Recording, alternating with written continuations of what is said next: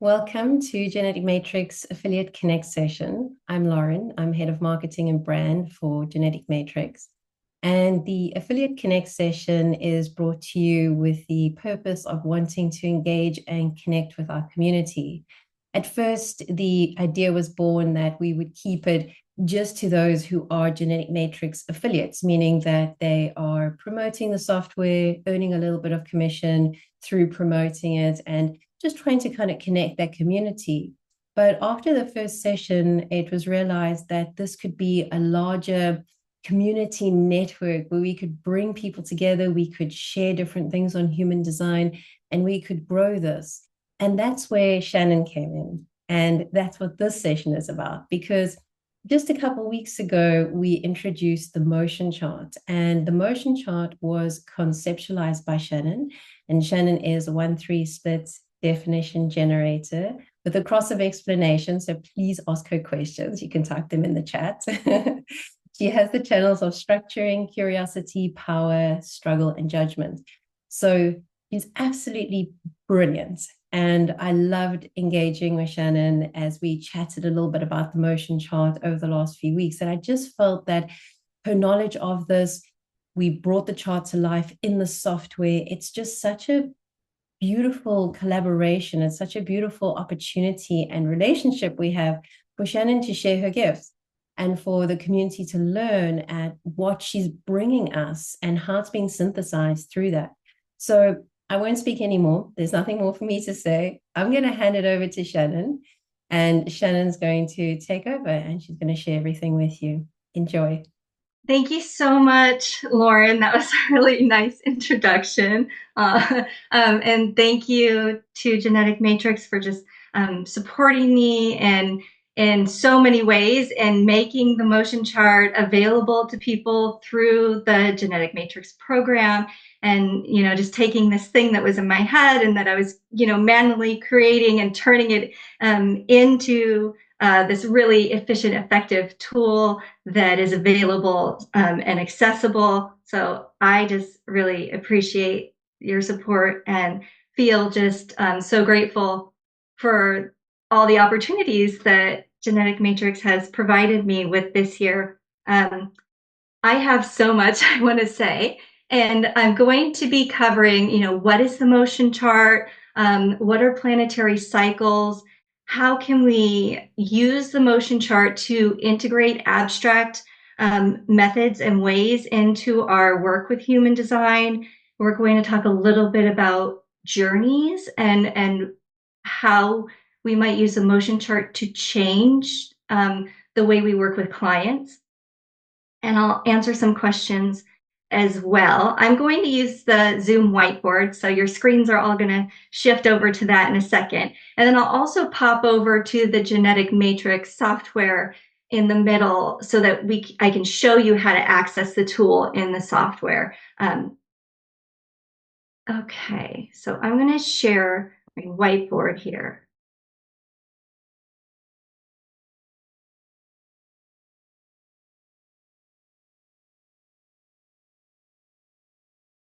And I've got this all eyes on me, so I'm kind of controlling this screen here.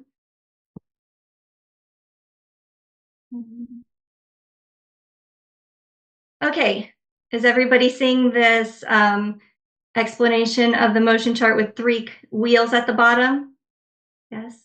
Okay. Yes, perfect. Okay, great. So the motion chart is a map of our electromagnetic potential. So what it is it's taking the mandala and it's mapping onto it via these defined or colored in rays emanating from the center. It's mapping the harmonic gates to our hanging and dormant gates in our natal design. And so it is pointing to the places, to the gates where there's electromagnetic potential for us to form a channel with a planet as it moves through that part of the wheel. So a hanging gate is like gate 1 in this example on the left. It is a defined gate in a defined center that doesn't connect to the harmonic gate on the other end. A dormant gate is like this 51 in this example. It is a defined gate in an undefined center that doesn't connect again to the harmonic. And then the 214 in this example is just showing you the harmonic relationship. It's the relationship between two gates on either side of a channel. So this is mapping our electromagnetic potential. And so as we work with the motion chart, it shows us if we watch where the transiting planets are moving around the wheel, it'll show us when a transiting planet symbol moves into one of those defined rays, that means you're creating a channel. A channel is being created with that planet and your design. And so when we look at these examples at the bottom, what I want to emphasize is that the main information that the motion chart is delivering is through the rays. It's through which rays are colored in. That is what our eyes are looking at for the primary information this chart is delivering. The body graph is at the center and it is showing some secondary information. In the motion chart, we are seeing the defined centers that are defined in the natal design. So that's just showing us what the person has natally defined in terms of centers. And the harmonic gates, the gates that are correlate to the rays, are also mapped in the body graph. But this is secondary. And I've kind of gone back and forth about whether to have the body graph at the center of this chart or not, but I keep it there for its symbolic meaning and purpose, which is that we are this body graph, we are this design, but we are also part of this larger system. We are part of this greater whole. And so for me, seeing the body graph at the center of this wheel reminds us that we do have this individuated self, but that self belongs to a larger body of this earth, which is part of a larger system, which is our solar system, in which everything is interconnected. But we can see, looking at these three motion charts at the bottom, that they vary widely. And what I really love about looking at these charts together is we can just see this variability, and we can see that we all have this unique pattern and sequence in which we connect and dance with the planets. And so the planets move around this wheel in the same sequence. The nodes move clockwise and everything else moves counterclockwise, except during a retrograde period. So some planets retrograde and they'll move clockwise during that retrograde period, but it's always the same sequence. And because it's always the same sequence, sometimes retrograde, sometimes direct, this is the flow of the gates in all of the cycles of life. All of our cycles of life move in the same sequence. And we get to see this pattern of connection here with the planets that emerges, that is uniquely our pattern, uniquely our dance. Okay, I'm going to take us to the next one. So this is a body graph of a reflector client of mine. This work was actually inspired by my work with a reflector, a long-term work in which she was, a lot of reflectors who are consuming mainstream content get the messages that, oh, you have nothing consistent and reliable in your design. Everything's not self. If an undefined center is potentially not self, then you're potentially all not self. There's, these disempowering messages and feeling like, well, who am I? What is consistent in me? And so I really wanted to show her a way of seeing that there is something consistent and reliable about her, and that is her lunar authority. And then she has a very consistent, reliable pattern with which her design expands and contracts with the movement of the moon around this wheel. And so the moon takes 29 and a half days to move around this wheel. And so this is, when we look at the motion chart, a map of a lunar cycle for a reflector, but also for any of us. It is a map that shows us in in an abstract way what a lunar cycle looks like, I always think about cycles being abstract, belonging to abstract circuitry, and how important it is for us to see them visually in a symbolic way, as an image more than in words or laid out linear in a linear matter. And so I really wanted to help her see that she did have this reliable fixed pattern, and that there's a way of attuning to her lunar cycle and observing and witnessing her lunar cycle that that was more accessible than just looking at numbers in a column, right? That she could start to recognize these clusters and gaps that you see in the chart. By clusters, I mean defined rays that are close to each other. And by gaps, I mean all of those white rays that separate the clusters. And so that these clusters and gaps, when we start to observe as planets move around this wheel, we start to understand our rest cycle or our emotional cycle, or when the way that our aura contracts and expands, and where we're taking a breath and where we're taking a rest in our monthly cycle, but also on different scales. I put this tiny little chart here at the bottom from the Black Book, just as a reminder that the way this information came through, the way charts were initially done, was with the body graph at the center and two wheels on either side. The design imprint on the left, the personality imprint on the right, but the wheel, the mandala, and the body graph were together. We were seeing these visually integrating both together. To me, when I think about the body graph and I think about leftness and rightness and logic and abstractness, understanding and sensing, and then I think about the knowing circuit, and I think about the tree of life and the middle pillar, and I think about the harmonizing and integrating of logic and abstract that results in these pulses of knowing, of gnosis. This resembles that for me when I look at this image from the Black Book and I see these things together, and it makes me wonder why we separated these images. Why did we separate and get rid of the cyclical and the abstract and just solely focus on the mechanics of the body graph? How did we end up to where mostly we are just looking at the body graph without the wheel? And so part of this work of working with the motion chart is about restoring that, restoring this practice of seeing these things next to each other, side by side, together, integrating the abstract with the logic so that we can have true experiences of gnosis, of knowing for ourselves what these things mean, as opposed to just reading and staying logically about focused on what somebody told us they mean. So this is, in one sense, this motion chart can represent a lunar cycle. We can use this chart working with reflector clients.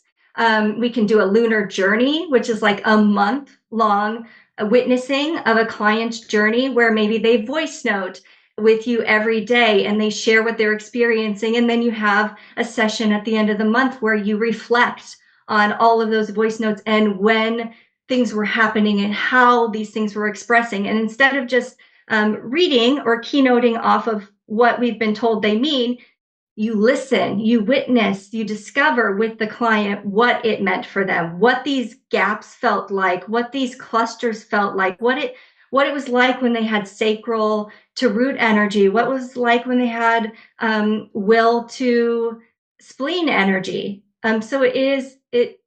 So that's one of the ways we can use this working with clients. Just as we can look at the motion chart as a chart of our lunar cycle on a monthly scale, we can also look at it as a yearly cycle, as a solar cycle. The sun, the earth, Mercury, and Venus all take about a year to travel around this wheel. Venus and Mercury retrograde, so they move quicker through the gates than the sun, but they also move backwards and forwards. So they take roughly about a year to make the full rotation. So this can also be a map of our year, and we can see the zodiac signs on the wheel and know, okay, when the sun is here, it's Sagittarius season when the sun is here. And so one of the great things I like about this is my motion chart. And so you can see I have rays in the 55, the 37, the 63, the 36. Well, 3 of those on that left-hand cluster, at that left-hand cluster over here, are emotional. So I know when the sun is in Pisces or the earth is in Virgo or the earth is in Pisces, that that's going to be an emotional a part of my emotional cycle for the year. And so part of this is also just seeing on a monthly scale, on a yearly scale, and then all the way down. So we can see when we look at Uranus on the chart here, Uranus takes 84 years to make a full circle around the wheel. And so in that sense, we are Uranian beings. We have an 84-year life cycle. And so the motion chart can also give you a sense of the rhythm and pattern of connection with planets for your life, for your human life cycle. One thing that's really cool about this for me and my experience is that right now Uranus is down here in the 8. And so when I was born, Uranus was in the 34 up here. And so it's traveled all the way from the 34 down to the 8. And so what I can see, so Uranus will go all the way back to the 34 by the end of my life cycle. So what I can see is that I'm experiencing an electromagnetic channel right now with Uranus. It's the 1-8 inspiration. And next, it's going to move into the 20. And so I will have that sacral manifesting channel, the 3420 after this. And Uranus stays, oh yeah, we can see here, Uranus stays in a gate for about 1.3 years. It retrogrades for part of that, but its complete transition through the gate takes about 1.3 years on average. And so this is the last time in my life that I will experience an electromagnetic channel with Uranus.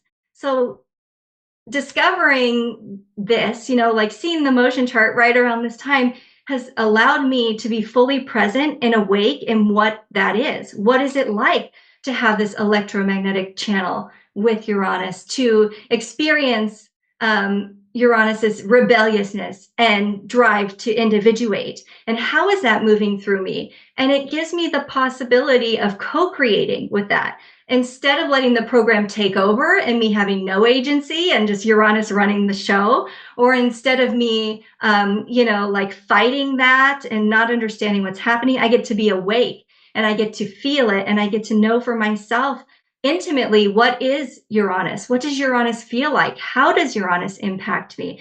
How is my voice changing as I experience this? And I'm gaining G center definition through this period. What is that like?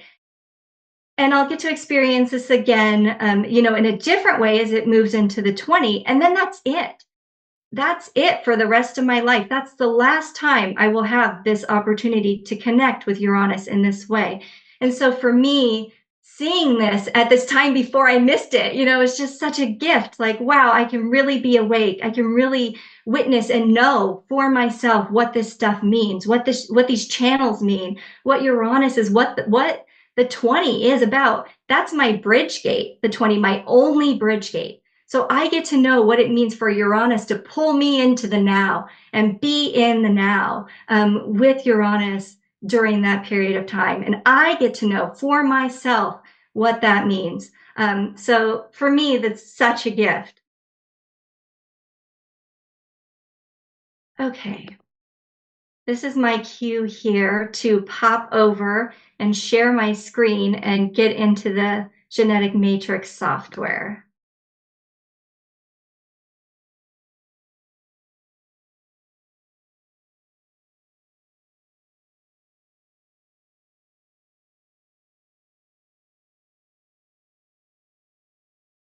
So I'm just going to show, here. I'm just going to show you how to access this stuff in genetic matrix. So you can see it up in the right-hand corner. I'm just going to click My Hub and get into the software. And it's going to show my chart to start with.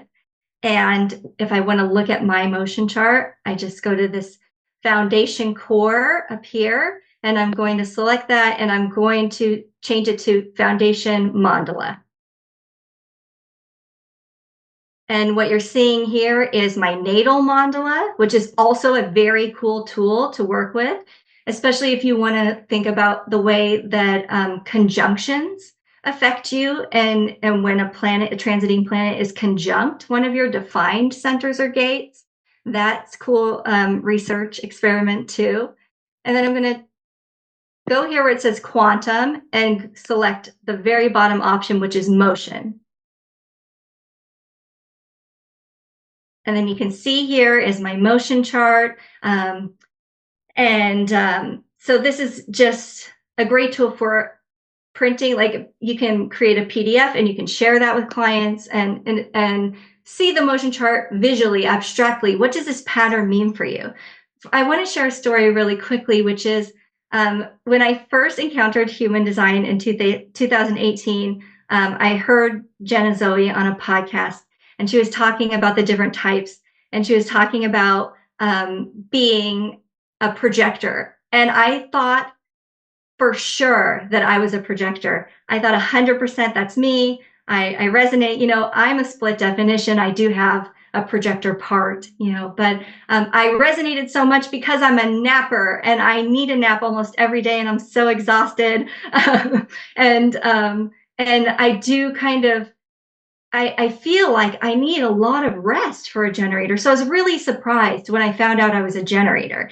But then when I saw my motion chart, it really clicked into place to me because I see this 9 here, which means my cycles begin with concentration, a sacral yes to concentrate on something. And as I work around my cycle, I come to the 20, which is sacral manifesting. There is some kind of action or action taken. And then there is this huge rest cycle that happens here, this huge gap of time that I kind of just am being, I'm just relaxed. There isn't any work to be done. And so this really made me think about my days because my days really look like this. My days really look like I get locked into something in the morning and I go through these processes and then I manifest something around 4 o'clock and then I'm done. I'm so done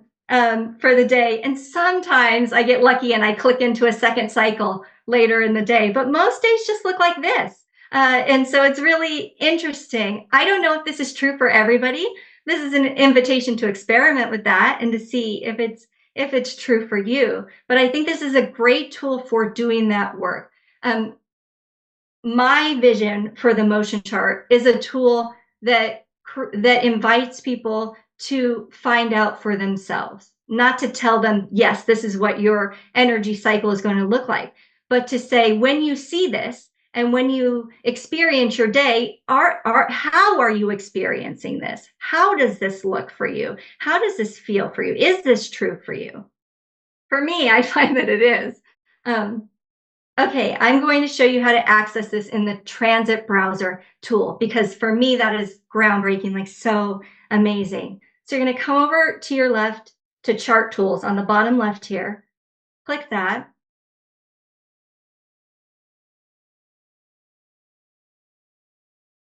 And then you're going to click this transit browser in the center.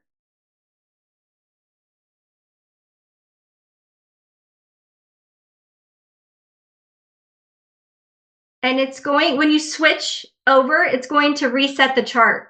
So it won't be the same chart that you're looking at. So you have to come over here and select the chart you want. Lauren has given me permission to work with her chart today. So I'm going to select her chart for the transit browser. And so we can see here, it starts with the quantum. If you want to adjust the date, I recommend adjusting the year first. And then from there, you can adjust the actual day in the calendar. So I want to take us to the motion chart. So where it says quantum transit, you're just going to scroll all the way down to motion. Once you have the person and the date selected, you can bounce back and forth between the motion chart and the quantum chart very easily. You don't have to readjust those things every time. So it's great to be able to pop back and forth if you want different views, just to help you integrate the information. And so we can see here that in the transit browser tool, it's a little bit different. The planetary symbols that you're seeing in the rays or in the wheel correspond to the transiting planets, where the planets are now. So we can see here that the sun is in the 34 and the earth is in the 20. That means we all have the 3420 right now. And for Lauren, this also, she has the 57 in her natal chart. So she's got the 3420, the 3457, and the 5720. So this is a big day for her of extra definition. I always, if I'm doing a consultation for a motion journey, which I'll explain in a minute, I always look at which planets are in defined rays right now as a little bit of a divinatory cue as to, oh, this is asking for our attention. This is something that carries value for her right now to explore. Okay, I'm going to pop back into my slides now. I just wanted to make sure everybody could see how to use this. So hang tight with me.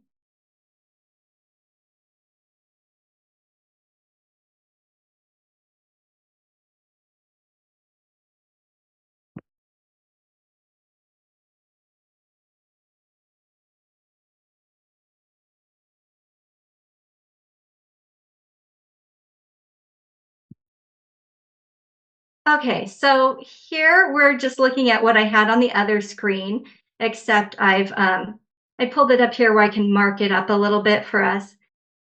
So I want to talk a little bit about journeys. A journey, to me, one of the great values of a motion chart is for consulting with clients about potential periods of time to do a little bit deeper work with their human design experiment. Times where research that are rich for research and for witnessing yourself in relationship to the program. And so I use this motion chart in consultation and to establish a certain time period for us to do a journey work. And so what a journey is, it's a preset period of time that I'll work one-on-one with a client with a very specific intention. And we use the motion chart to establish what that intention will be. And we do that by looking at three different things. What's happening right now? Where are there planets in defined rays right now? What's coming up? Where are planets about to move into a defined ray? And when they move into that defined ray, what impact is potential there? Like, what is the potential impact there? And what planets are these? And what energies do they bring? And then also reflection. What has just happened? Where has a planet been recently that we can reflect on to help us understand where we're going and understand what lessons we're in right now? So the key is to kind of, for me, I was dissatisfied with one-on-one foundation readings. I was bored. I was not satisfied. I was feeling like I was just telling people who they were. And I wanted more for my own experience. Like I wanted connection and relationship.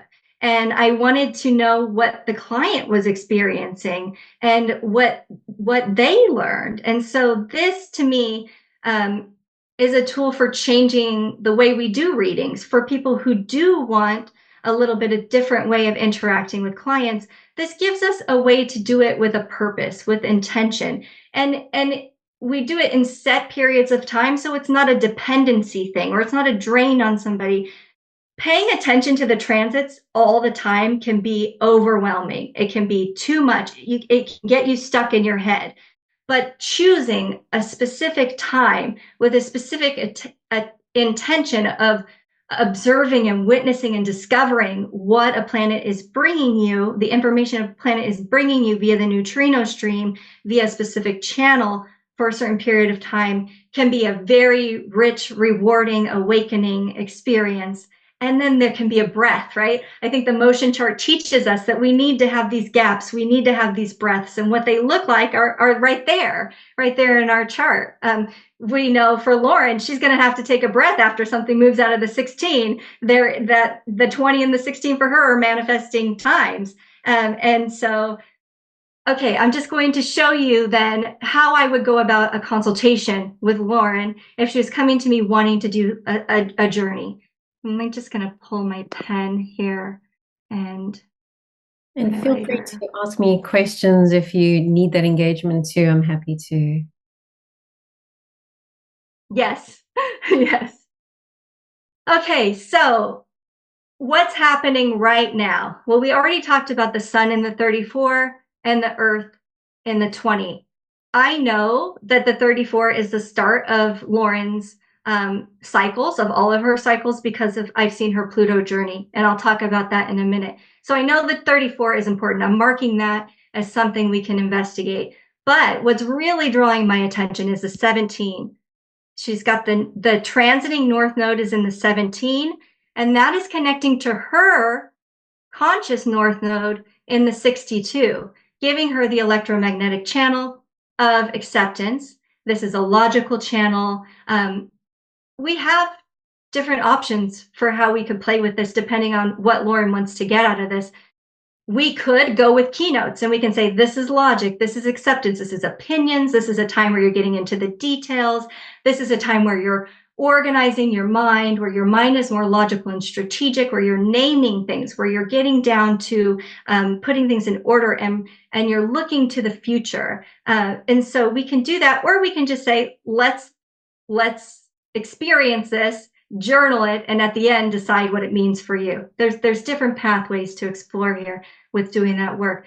What I would say is a north node to a north node, the nodes, transiting nodes, are bringing us information via the neutrino stream from outside of the program, outside of our solar system. And so they are moving us on our trajectory. The north node is nudging us back onto our trajectory, attuning us to our geometry, keeping us on track. The south node, when it's connecting, is helping us wrap something up, close something out. And so this tells me that Lauren is in the middle of a process that is redirecting her, that is keeping her on her path, moving her forward to her trajectory. So I would definitely want to explore that with her.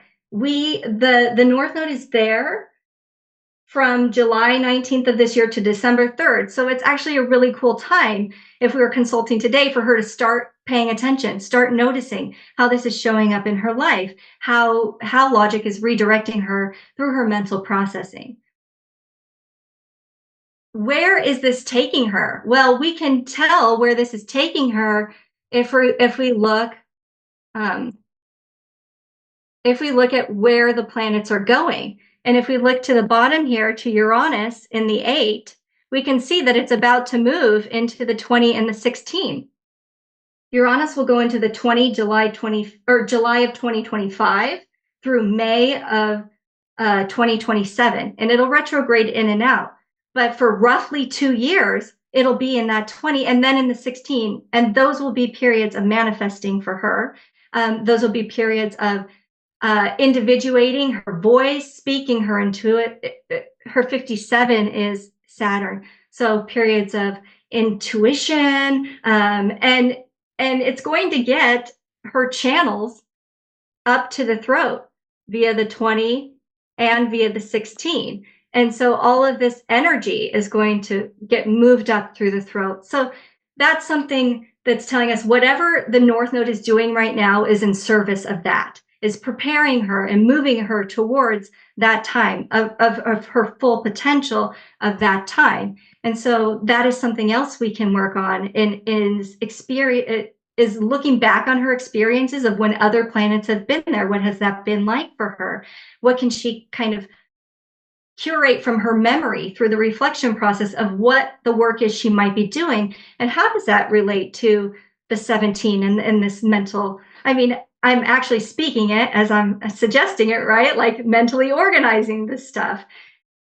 And then the next part would be, where have planets recently been that may have had an impact and may show her something about the work she's been doing? And so we see Saturn here in the 63. And we know that that just came out of this whole wedge, that Saturn went into the 13 May of 2021 and came out of the 37 in March of 2024. So she just went through this several year process of experiencing electromagnetic expansion through these 4 different channels, the 1333, the 1949, the 3955, and the 3740. So part of this work that we could do together would be to unpack, what limitations did Saturn bring you? Where did Saturn demand discipline or mastery over your emotions during that time? How did Saturn pull you into being a witness? And how did Saturn help you discipline your listening skills? And what was that like, having that at the start, entering an emotional process after having that experience? And so we can also do some reflective work on that. The really cool thing about that cluster is that the North Node moves counterclockwise. So the North Node is moving in that direction. And so actually, the North Node will enter the 37 in December of 2025. And it will take until June of 2027, so 2 years to cross in the other direction. And so this is where she's going. Like, this is where all of us are going. But this shows that Saturn had just demanded all this discipline of her and many people with rays in this. And so what is that work that Saturn was disciplining us and demanding mastery over emotion? And now the North Node is going to cross in the other direction and push us into using what we learned. And so if I was doing a consultation with Lauren, I would suggest a journey that could possibly be a journey from the sun in the 13 to the sun in the 37. So that would be February 2nd to March 2nd. And we could meet every week and we can discuss what she's experiencing in the now. We can reflect on when Saturn was there. We can also pull in some of the stuff with the 2016 if we like, the 20 and the 16 if we like. We could also propose, if she wanted to do a more in-depth journey, one that ends when the sun is in the 17. And so that would be like February 2nd through March 29th. And that would give us the opportunity to work through this, reflect, take some time, and maybe do some abstract processes like tarot pulls or creating some kind of collage art of what that Saturn through that cluster looked like, some kind of abstract integration of the unconscious symbolic knowing that we've cultivated through our experiences, or some narrative work, rewriting stories together. And then when the sun got to the 17, we could really see what is the sun shining light on from that time of the North Node being in the 17. What can we cultivate when the sun is there, saying, okay, here's the rest of it. Here's the rest of what you're meant to know at this time. And then if we really wanted to go extreme, we could go all the way to the sun in the 16, and that would be from February 2nd to June 1st. And we could carry it on with gaps and breaks as well, curate, cultivate this for your client's needs. and it could accumulate in the 16. What was the experience of the sun moving through the 20 and the 16? What does this whole cluster look like for you? So those are some potential curated journey packages that I would propose to Lauren if we were doing this work together. I want to just introduce one last thing, and I'm going to do it briefly, but this is a Pluto journey. So Pluto journey is when we look at where Pluto was when someone was born, which for Lauren, it was in the 32, and we map that onto the motion chart. And then we look at where Pluto will be when they have their Uranus return. For Lauren, it'll be in the 36. And we look at the rays that are defined within that section. And for me, the first Pluto contact we have, which for Lauren was in the 34, that's the start of all of our cycles. In my opinion, I would want to talk to Lauren about what does a start of a cycle look like for her. My assumption would be that even though she's a projector, that she might experience a sacral yes, or an experience of excitement around something empowering that starts most of her cycles, even though she's not a sacral generator. The thing with Pluto is that Pluto brings us truth, and it also brings death and rebirth. Pluto is going to spend a minimum of 3.5 years in a gate with retrograde periods as it moves around to Taurus. It has an eccentric orbit. So it spends the most amount of time in Taurus and the least amount of time in Scorpio. So up to 7 years. I think it's going to be like when it enters Aquarius in like the 19 and the 13, it's going to be 6 years in one gate with retrograde periods. And so I look at this, the Pluto journey is more heavily based on reflection. Where has Pluto been, and how did you experience that 3 to 5, 6 year chunk of your life? For Lauren, that period was like Pluto in the 34 was 95 to 98, from like 13 to 17 years old. So here is this projector from 13 to 17 years old. She had these channels, the 3457, she had the 3457 with Pluto, which is intense energy. As a teenager, right? As her main teenager years, I would love to know what this is like, what the impact of this was, and how she identifies, like how the projector type fits on her, where it's uncomfortable. Like this is potential to unpack and really explore our experiences, our memories, our conditioning through a slightly different lens. The cool thing about Lauren's chart too, though, is that Uranus was in the 14 when she was born, and within like a couple of weeks, it moved into the 34. So even though she was born a projector, for the first 2 years of her life, she had the 3457 with Uranus. And so first 2 years of life, and then massive chunk of the teenage years. So Lauren is going to have stories to share about this. And I really believe that witnessing those stories, listening, rewriting those stories with her, uncovering the depth of conditioning and what she may be seeking out. My theory is that we seek these intense connections out later, because imagine we have this additional channel. Our aura has expanded for 4 or 5 years. And then Pluto moves and we experience a death, a loss. All of a sudden, that piece of us is gone. Where did it go? What did I do wrong? What's happening? So much transforms when we adjust to that Pluto energy. We get used to it. We make it part of how we live, and then it leaves us.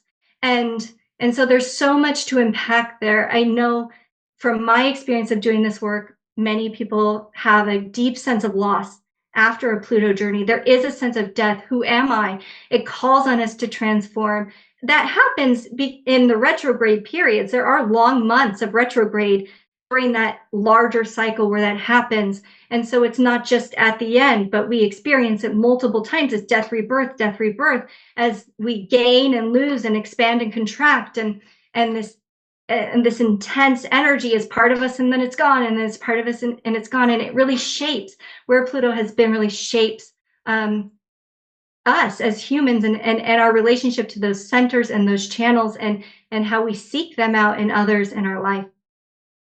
Okay, I am going to stop there, and I guess my last kind of I think I just opened it up for questions, because that was a whole lot of talking.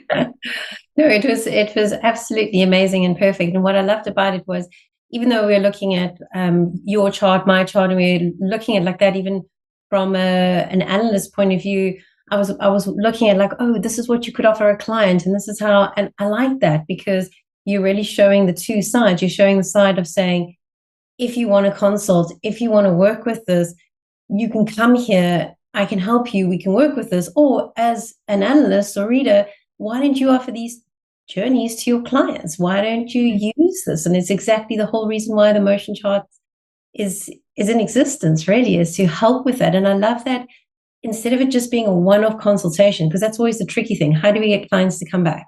And then we feel, oh, there's reports, there's talking charts, there's all these things like, oh, I'm in competition. So we'll deal with that. Well, you deal with that by mutation. Exactly what you've done. You've allowed for a mutation here, and you've also said, let's just look at this together. Let's make this almost very therapeutic in that, which is beautiful. And I love that. Thank you. So I'll open the floor to questions. Unless, Shannon, there's anything you would like to say. No. I'll give you a second for people to. Oops, I'll give you a second for questions. That would be great. Yes, I would love to. Thank you for giving me the opportunity. I'm from the Netherlands, and I have to leave at 8 o'clock in my time. So I wanted to ask this question a little bit quick, because I really liked the explanation you did, Shannon. Really awesome. But to me, it seemed like mapping the feelings someone experienced around the wheel, in particular with a reflector. One needs someone that can actually observe these feelings. And in my experience, a lot of people just simply can't observe it or recognize it, or know how to talk about it. So what is your experience in that? And do you also recognize this thing that it really needs a lot of a practice for someone, but also maybe a little bit more time in your experiment? That's that I wanted to ask you, if you have the same feeling about this, and also if it's maybe more a thing that one first wants to do for himself or oneself to practice it, so that I'm a 5-1, so I need to be practical, that I can actually explain what it does to me to offer this to a client. Yes, I mean, yes, if you're going to offer these professionally, I definitely recommend that you experience it first. And you find a buddy, right? Like Annie and I do this every day. We do this together every day. We're in it together. It's an equal exchange.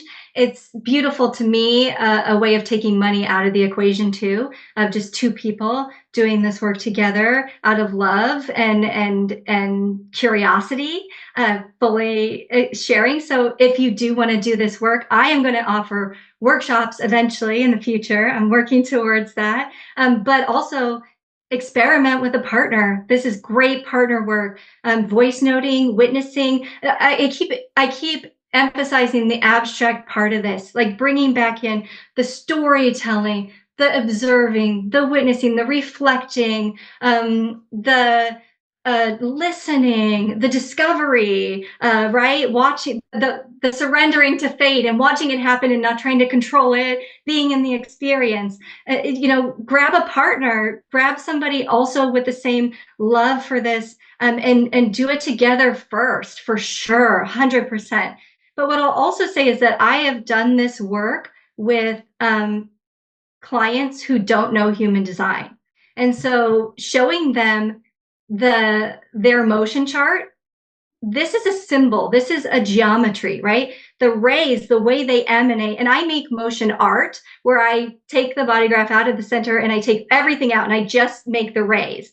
I have some of that in my Instagram, but just looking and meditating on that symbol, or so I've done this with tarot read. I'm an initiate in a mystery school, and I went through this year-long program with about 30 people, and so I've got these great people that have helped me experiment with all of the tools that I create. And so I've been through this with people who are tarot readers or, body workers and don't really know human design, but they take that symbol and they understand that it represents expansion and contraction. And then we just work with what's present for them without them even needing to know circuitry or keynotes. I hold that. I hold it. I witness, I listen, I hear, and then I share my insights. This is my filter, though. I'm talking about empowerment, curiosity, structuring, judgment. Like this, everybody will do this uniquely through their own filter. Once you experiment with it yourself, that will start to emerge as how your unique expression of working with this chart is. But it can be done with people who don't even know human design. I think the people who are still in a deconditioning process and still attached to formulas and still attached to outer authority will have the hardest time with it. They will want to force what they know. They will want to force their experiences into what the information they've consumed. And so being able to help people navigate that, help them to stay in the experience, help them to hold off until the cycle is over and they can reflect, and just finding ways to integrate our heavy logic with the abstract is harder with people who are rigidly attached to information. Yeah. Does that help? Yeah, definitely. And probably also for people that are more logic, in their design, they might be it might be a little bit more something that they go to more easily go to the mind to mentally try to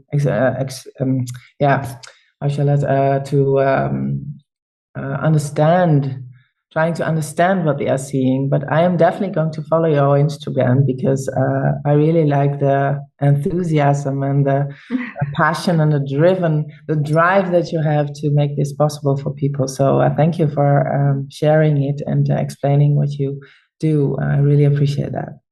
Thank you. Do we have any other questions?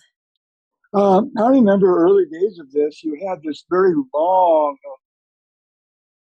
thing and something would move across it. I think it was you were working with the nodes at the time. Is that just get changed to where you show it going around the wheel, or is that something that you're still working on? I was using this tool called a timeline tool. And so what that was I was trying to convey to people that I have an undefined solar plexus, but because of the ways the planets have moved through my design, making electromagnetic channels, I've actually spent most of my life emotional. So even though my solar plexus, so that was showing a mapping of all of the times in my life that I've had an emotional transit. And so it was literally like this. And, so that was a timeline. So that was one of the tools I was experimenting with to convey that, yes, our natal body graph carries our imprint, but the transits affect us. And so that was really trying to show people, look, when you tell me I'm not emotional, that confused the heck out of me because these transits made me emotional so much. And to be honest, for the first year of my experiment, I thought that an emotional high was a sacral yes, because I was experiencing through these transits emotional definition, and I was having these highs, and I thought this must be a yes. And then my sacral yes felt calm, like compared to that. My sacral yes wasn't as, pleasurable. So I was confused, and it wasn't until I realized I had these emotional transits that I could hone in on what a true sacral yes was. And then I do almost have to pretend I have emotional authority because I'm so frequently emotional, that I do like to sit and wait a bit longer than most generators, especially because I imprinted in my own mind that this yes has to feel like a huge thing, and I had to reprogram myself to understand that that's emotional wave. Yeah, so that's what that tool was. Okay. Yeah, thank you. Yeah. Have you dropped it? You're not doing any of that anymore? I yeah, I mean, I use that. What I think that tool is useful for is helping people see that, right? Like, you can use a timeline tool to create for clients. They're a timeline that shows when they've been a manifester, right? Like maybe a projector has had a lot of manifesting transits in their life. So you can show them, you can create a timeline and track when they've been a manifester, through the transits for those times, and help them to understand that. I'm just, big on visual tools in general. The motion chart helps us see it in a circular cycle form, our growth process. Whereas that's kind of just mapping out, like, look, look how much, when you see it all on the same screen. Yeah, that was pretty awesome. Thank you. It's kind of overwhelming, but it was awesome. Thank you. You're a Yeah. pretty smart lady. Thank you. Well, I love teaching and I love creating tools. I was a PhD student for 6 years, and I taught at a university during that time in cultural studies and literature. And I really loved developing curriculum and developing tools that help people grasp these concepts, and yeah, see things in different ways. So yeah, that timeline tool is really cool. And then now having the motion chart to do that with is very cool as well. And I'm sure there will be more tools and methods, because that's just, That's what you do, right? that's what I do. Shannon the tool gal. Yeah. And so cool to be connected with genetic matrix, which I can't do the programming, and so that part, like, realizing, like, having these tools that I can build in my mind, having genetic matrix be able to actually make them a reality, was like life changing for me, and making my work so much easier, and helping me expand about thinking about what I can do next, right? Like, okay, wait, what else is possible? Yeah. No, and we look forward to seeing what else is possible. That's the exciting part. I wanted to say, Lauren, that I'm actually right off the bat with genetic matrix. I was really impressed because you got my chart right. So many places don't, including Raw's site. They don't get it. The new one. I don't know what he called it, but the old one still works, but the new one doesn't. But so many places they show me as being a 3-6 instead of a 4-6, and it's because you have the right what do you call it, thing that shows where all the planets were at whatever time. Yes. Yeah. During the war, the Second World War, the whole country went on daylight savings time. Arizona is not typically on daylight savings time, but it was then. So what you're what do we call that darn thing? Ephemeris. Ephemeris. Thank you. The ephemeris incorrectly showed, because of where I was born in Arizona, that I was set up like that. But actually, there's a strip of Arizona on the very western side where it butts up against California. There's so much business going on between California and Arizona, particularly during the war, that that little strip just went on to California time. I know not very many people know that, and very few ephemerises get that correct. So yeah, good job, you guys. Thank you. And John will be watching this, so he'll be saying thank you too. So thank you. Our team thanks you. Thank you for, and also thank you for saying that, because everybody's so fast to say things that are negative that, you know, you never really get the opportunity to hear positive things. It's like, this isn't working, that's not working, that's not, you know, so thank you. Yeah, you're welcome. Do you know what programming language your team uses? That part of it is a little bit out of my scope, to be honest. I'm more the words and putting the pictures together of links. So, Okay, you know, I was yeah, curious because they did a bang up job. I got to say, very, oh, very impressive. The yeah, whole no, thing. I mean, we've been using it for years now, and because it's just and the amount of information you give, it's just really a great, great tool. thank And you. now we've got this thing. So I'm gonna fiddle around with that and see how I can incorporate it into. Maybe I'll be one of the first. Yes, you know, that really is my heart in this. Is like, I have been playing with it and love it, but what really would be satisfying to me is to see what other people do with it and Mm-hmm. experience all the different ways it can be used beyond my limitations. I'm excited for that part, like helping people figure out how to make it their own, to make their own types of readings. I'm proposing journeys because that's the way I've been doing it and that's my filter, but like to see people doing things with it through their own unique filter Yeah, and putting yeah. their own name.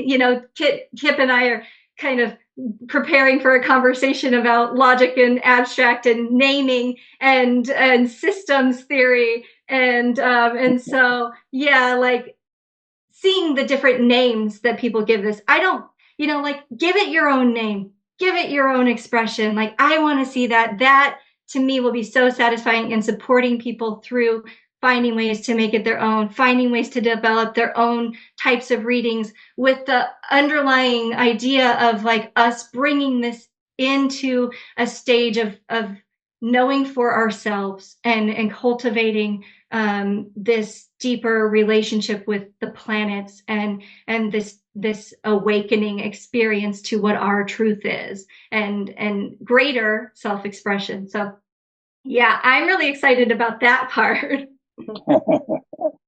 Thank you so Great much. talk. Great talk. Thank you. Thank you. Thank you. Yeah, brilliant. Thank you so much, Shannon. I'm just going to wrap up because we promised Yes. to keep it to an hour, but we don't mind at all because it was absolutely awesome. Loved Thank every you. moment of it. And just to close up a little bit, just to say that we are bringing out our reports. So we launched our foundation report, which came out, but also in which could complement is more the right word into the journeys, is that we're looking at doing, and we are busy building reports for transits. So you'll be able to get a Uranus transit, a Chiron return, etc. And so that's all currently being built and will come out. And those will be great to support that, because you can actually get that report, see what's going on at that, and then work with that at the same time. So that is something we're building. Some people have asked us, is it AI? Are we using AI? No, we're not.